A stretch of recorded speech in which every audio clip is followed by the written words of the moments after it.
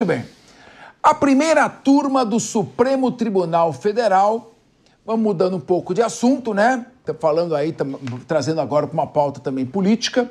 A primeira turma do Supremo Tribunal Federal aceitou a denúncia contra o chamado Núcleo 2 da suposta trama golpista e tornou réus 6 acusados de envolvimento na tentativa de golpe de Estado de 2022.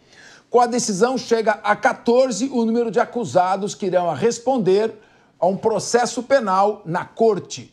De acordo com o voto do relator ministro Alexandre de Moraes, a denúncia teria trazido indícios de que houve crime por parte dos acusados. A ministra Carmen Lúcia, que acompanhou o voto de Moraes, diz que não há o que perdoar porque eles sabiam o que estavam fazendo. Muito bem. Meu querido Ricardo Rosa, eu não conheço com profundidade as provas. Eu costumo opinar só quando eu leio o processo na íntegra, todas as investigações. Agora, nesta fase, a denúncia é recebida se houver dúvida. Você não precisa ter uma certeza absoluta para aceitar a denúncia, basta a probabilidade.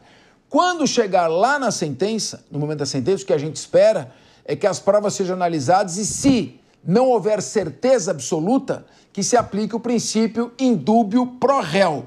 Ou seja, eu tenho medo, muitas vezes, quando há uma lacração na acusação e você fica prestando mais atenção na lacração do que propriamente nas provas. Não estou dizendo que isso aconteceu. Qual a sua avaliação, como você acha que deve caminhar este processo? Olha, Capês, eu acho que esse processo, esse grupo, não deveria nem estar sendo julgado no Supremo Tribunal Federal, e eu acompanhei ontem um pouco e eu concordo com a fala do ministro Luiz Fux, por exemplo, que disse que também entende, no entendimento dele, aquelas pessoas talvez não deveriam estar sendo julgadas no Supremo, e se estivessem sendo julgadas no Supremo, porque há uma interpretação na casa de que elas estão sendo analisadas como se em cargo público ainda estivessem, seria pelo plenário da casa e não por uma turma. Eu corroboro com esse pensamento do ministro Fux, acho que nós estamos abrindo algumas brechas, mas a denúncia foi aceita e vamos seguir, e assim como você, eu espero que as provas sejam discutidas ao longo da análise do processo e que, enfim, no final da história, acabe se fazendo a justiça que eu não estou vendo necessariamente no andar desta carruagem.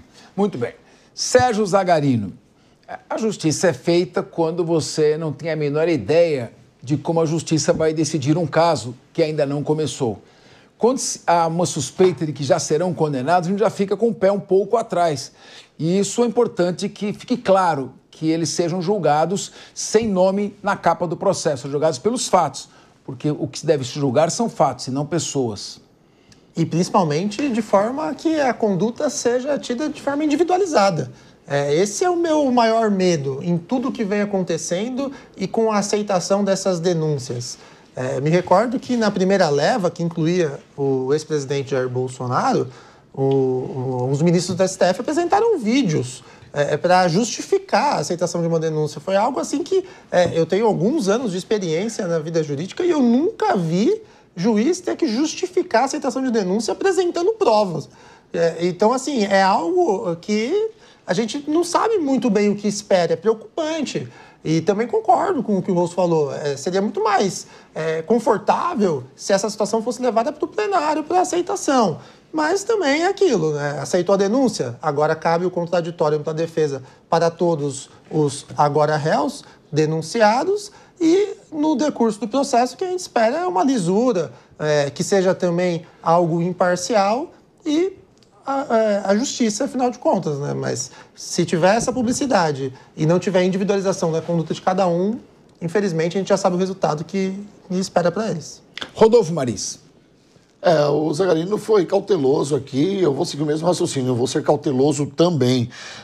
São acusados, esses 6 agora, né, de gerenciar ações para manter o então presidente no poder e facilitar o 8 de janeiro. Muita coisa envolvendo ainda o ex-presidente Bolsonaro, enquanto estava no mandato, e também a orquestra, né, orquestrar esse 8 de janeiro.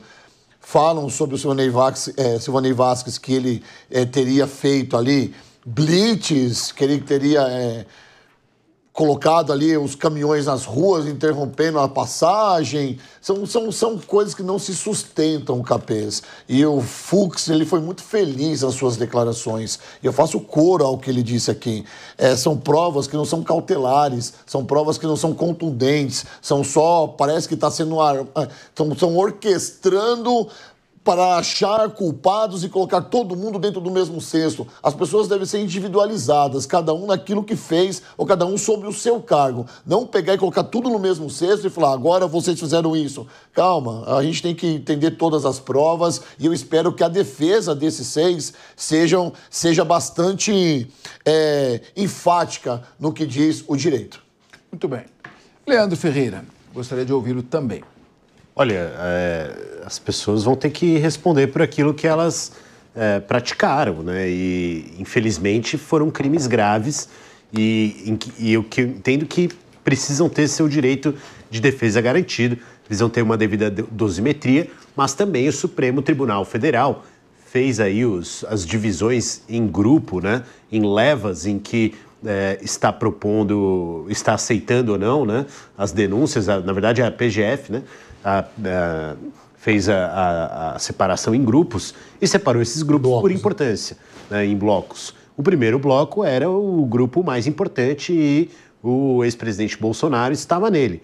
Agora, esse segundo grupo, que chega a 14 pessoas, né, ele é o segundo mais importante. Nós não estamos falando aqui da senhorinha, do pipoqueiro, nós não estamos falando aqui da mãe de família que estava lá e praticou alguma coisa que possa ter colocado a sua liberdade né, em contradição. Agora, nós estamos falando de gente que ajudou a financiar, ajudou a organizar, né, que estava à frente de instituições que deveriam ter agido. Né? Então, não se confundam na nossa audiência, quem está ouvindo, não confundam essas pessoas que estavam lá nesse bloco, né, com responsabilidade nessa possível organização criminosa com o pipoqueiro ou o sorveteiro. São coisas diferentes. E quando chegar no pipoqueiro ou no sorveteiro, acho que todos nós temos que aí sim defender uma individualização mais nítida, defender a dosimetria correta e assim por diante. Não é o caso desses que vão ter que responder e eu espero pagar pelos crimes que cometeram. Mas, Leandro, desculpa, só a questão da individualização. Vou dar um exemplo aqui do financiamento de um ônibus para sair de uma cidade, pessoas para participar de uma manifestação. Essa pessoa é responsável pela conduta individualizada, que se eventualmente este autor vai e depeda um patrimônio público? Não faz sentido. Aí que tá, você tá misturando tudo. Não existe isso no direito penal brasileiro. Você tem que agir de acordo com a individualização. É crime você pagar um ônibus e colocar gente e levar numa manifestação? É crime você financiar golpe de Estado. Não, que golpe de Estado, Leandro? Não. O que o Leandro falou, eu vi bem, ele falou o seguinte, que esse é um segundo grupo e que a atuação desse segundo grupo é mais grave do que das pessoas que estavam lá no dia 8 de janeiro. Foi isso que ele disse. Então eu quero fazer uma pergunta aqui ao Ricardo Rousso.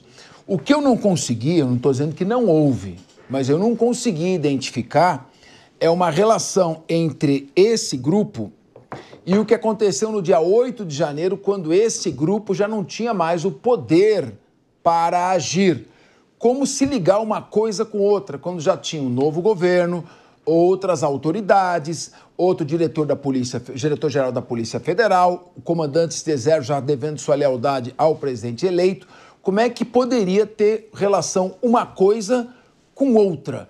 Porque aí eu estou falando de nexo causal, eu não estou falando de dedução.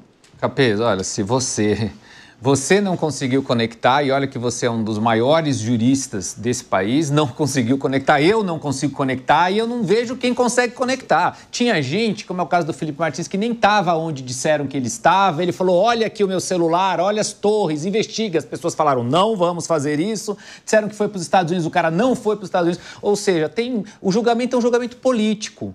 É um julgamento de narrativas políticas. E aí, então, talvez os fatos e os crimes importem menos. Mas o discurso de golpe é que está ecoando na cabeça das pessoas. Infelizmente, nós estamos vendo aí uma parcela do nosso judiciário errando, na minha opinião, errando e errando muito. Não, mas é aí que tá, porque aí, vamos lá, Leandro, no teu raciocínio. Vamos. Ah, mas esse cara, ele financiou um golpe de Estado. Nossa, ele pagou por um ônibus com 40 pessoas irem lá e fazendo uma manifestação porque elas iriam de forma abrupta tomar o poder. Esse é o teu raciocínio, certo? Que tá longe da realidade. O que aconteceu ali foi um bando de idiota, baderneiro, que se empolgaram naquela força mecânica e quebraram tudo. E vão pagar, tem que responder. Até aí, tudo tranquilo. Agora, quando você quer juntar todo mundo no mesmo balaio de gato, aí você não consegue. Muito bem.